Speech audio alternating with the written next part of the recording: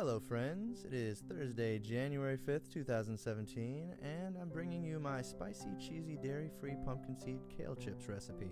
Use about 10 ounces of kale with the stems removed, 2 tablespoons of oil. I used olive oil, but you can use some other kinds of oil if you'd like. 1/4 cup cashews, 2 tablespoons pumpkin seeds. I use raw cashews and raw pumpkin seeds, but you don't necessarily have to. 5 to 6 tablespoons nutritional yeast, 1/4 teaspoon salt and pepper, and the yeast actually gives it kind of a cheesy taste, which is interesting.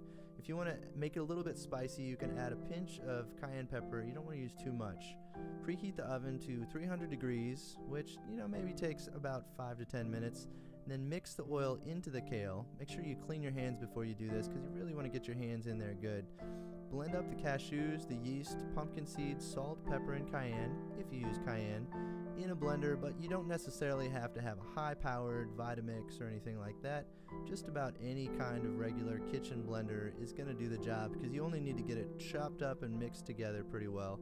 You don't necessarily want it super fine because it's nice to have some of those chunks of pumpkin seeds and cashews sticking to the kale when you bake it in the oven.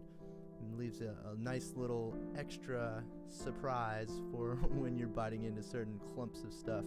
You're going to want to mix the seasoning into the kale, which again, make sure your hands are clean when you're doing this because nobody wants gross stuff in their kale chips. You're going to spread the kale evenly on a baking sheet.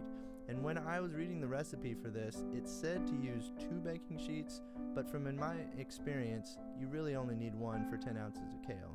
You're going to sprinkle an additional 1 to 2 tablespoons of nutritional yeast over the top just to give it a little extra cheesy flavor.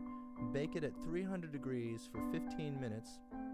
And 15 minutes is, I guess, an approximate amount of time, but that's all I've ever done is 15 minutes at 300 degrees, never more, never less, and so far it hasn't been any problem. I've only used 1 oven, so that could vary with different ovens, but you're going to want to flip your chips over after 15 minutes and then bake an additional 10 minutes also at 300 degrees and let them cool for a few minutes when you get them out of the oven, and they're done. They're a delicious treat that you can make. It takes maybe 30-40 minutes including prep time, and that's it.